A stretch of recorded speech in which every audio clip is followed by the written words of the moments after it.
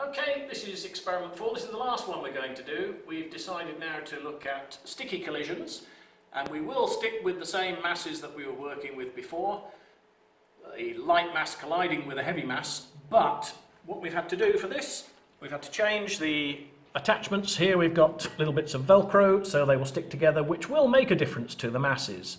So if we just check those, we'll find they're slightly different. The light one is now 136.8 grams, and the heavy one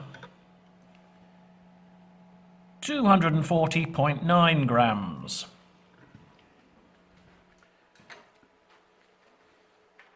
So we'll set those up.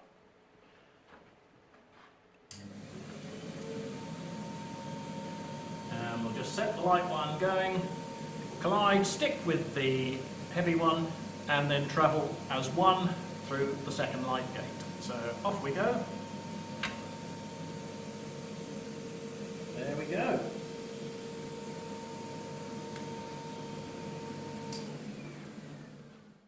Right, so these are the results from the sticky collision. Just you can see, again, we have 3 values. This was the first glider as it went through the first gate. They collided, stuck together, and then the 2 gliders went through the second gate. Notice identical velocities. They were stuck together, so they were travelling as one, a common mass, and not surprisingly, we have 2 identical values.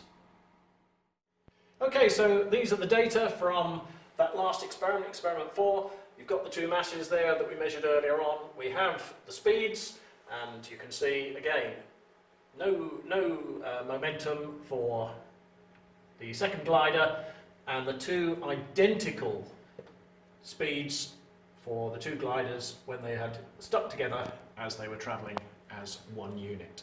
And what you need to do is to do the calculation and just check to see how close we are to demonstrating momentum is conserved, in this case, to an appropriate number of significant figures.